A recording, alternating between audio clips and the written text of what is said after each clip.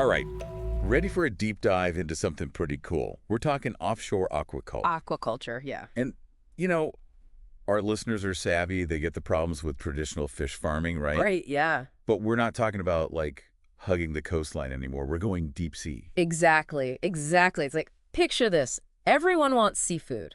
Oh, yeah. Demand is through the roof, but our coastlines are pretty much tapped out. So offshore aquaculture, this is how we can move further out. It's like, we're the pioneers heading into uncharted territory. I love it. And, get this. This is what I love about this.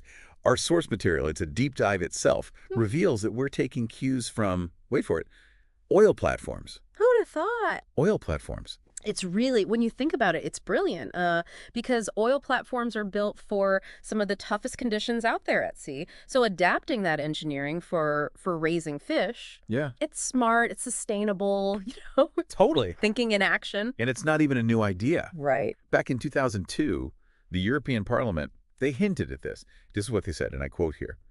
For the farm layout, it may be useful to draw on the experience of other sectors, such as oil platforms, thus saving on the costs of technological development. Oh. They were ahead of their time. Yeah, they were. What's remarkable to me is how many advantages this brings, right? Think about it. Conflicts with tourism, Gone. gone. Competition for coastal resources. Or at least. Reduced. We're talking cleaner water, we're talking healthier fish, and a whole new scale of production that we haven't even thought about. It's like swapping a tiny apartment for an oceanfront mansion. I love that. Right. You get more space, less impact, and a whole lot of potential. Yeah. So we're heading further out into the deep end of offshore aquaculture. And it turns out there's more than one way to run an underwater farm. Oh, yeah, definitely. We've got a couple main contenders here, almost like choosing between skyscrapers and submarines. Skyscrapers and submarines. I like that. Yeah. Tell me more. So on the one hand, you have these large floating cages, we call them LFCs, Yeah. and these things are massive. Some of them are over 160 meters around. Seriously? Yeah, they're huge, like floating cities, but for fish farming. Wow. And then on the other hand, you have submersible cages, the SCs. Okay. And these are different. They're kind of sleek, discreet, able to go down like 15, 20 meters below the surface. Okay, so I'm picturing these massive LFCs above the water Right. versus these stealthy SCs just hiding in the depths. Exactly. So what are the trade-offs? Like, what makes one better than the other? Well, with the LFCs, the big thing is access. Okay. Easier to maintain, you can use automatic feeding systems, and frankly, they can produce a ton of fish. Yeah, that sounds pretty efficient. So what's the catch? Well, the catch is size, right? Okay. They're big, and visually that can be a big impact, especially, if you're in an area known for pristine views and things like that. Right. And of course, because they're right there on the surface, they're at the mercy of the elements, Storms, rough seas, Oh, yeah. all that. Plus, if something happens and you've got all your production in one place, Right. that's a lot of risk. It's like putting all your eggs in one very large, very exposed basket. Exactly. Okay, so then what about the SCs? Yeah. What makes these underwater farms so appealing? Well, for starters, they're protected. Storms, rough seas, all that Right. doesn't really affect them as much because they can submerge. Okay. Plus, the deeper water, it's more stable temperature-wise, which is better for the fish. Makes sense. And of course, they're hidden, right? Right. Out of sight, out of mind, less visual impact. And it even helps deter theft. Oh, that's clever. Yeah. But I imagine submerging a whole fish farm has to come with its own challenges, right? It can't all be smooth sailing. Oh, absolutely. Monitoring the fish when the cage is submerged, that's tricky. Okay. Feeding them down there, that's a whole other logistical thing. Yeah, I bet. And, you have to be careful with some fish. Some of them, like sea bass, they can have problems with their swim bladders if you bring them up to the surface too quickly. Oh, wow.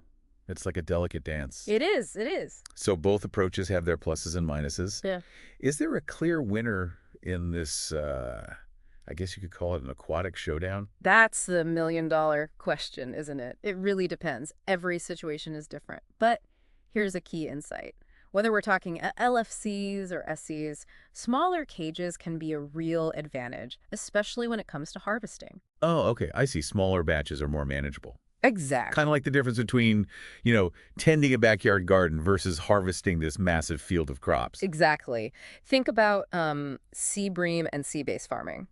With smaller cages, you can harvest more selectively. You don't have to empty the entire structure. Oh, okay. It's more efficient. You can restock faster. All right, let's get even more technical. I want to dive deeper, no pun intended, into these submersible cages, these SCs. Yeah, let's do it. Our source lays out some cool details about two models specifically, Oceanus 1 and Oceanus 2. I mean, they sound kind of sci-fi, right? A little bit, yeah.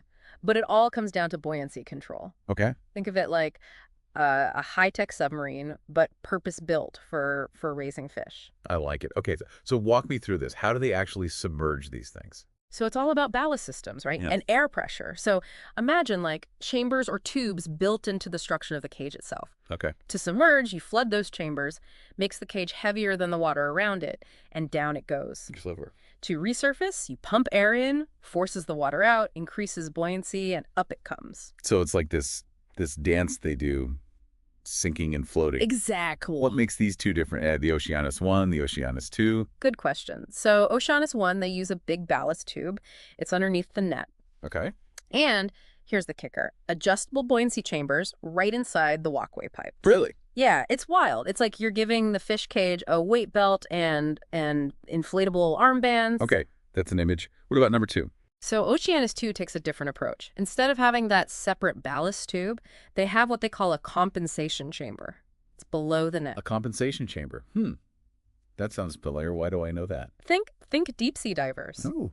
Right? That's what they use.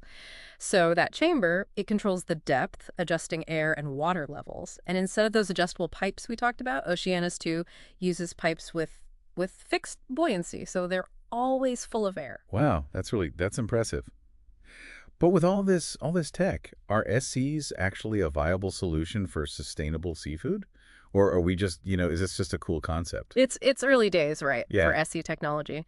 But the potential is huge, I think. There are challenges, of course, like we talked about feeding, monitoring the fish, all that. While it's submerged, that's not easy. Right. Feeding, yeah, that's got to be tough. But our source did mention, the Mediterranean, where they're testing these things out, they get rough waters like 60 days out of the year. Right. That's going to be disruptive to any kind of surface level farm. For sure. So even with the feeding challenges, those advantages, storm protection, the stable environment down there, Right. it might be worth it. Yeah. It's all about adapting to what you've got, right? Finding the best approach. Sounds like we're on the edge of a whole new era in fish farming. Absolutely. And as technology keeps evolving, we're just going to see more and more of this, right? Innovative solutions to grow the food we need sustainably. Who knows what else is out there? That's the question. As we become more aware of where our food comes from, could these hidden high-tech farms be the future of seafood? Something to think about. And on that note, I think we've reached the end of our deep dive. Great deep dive. Until next time, stay curious.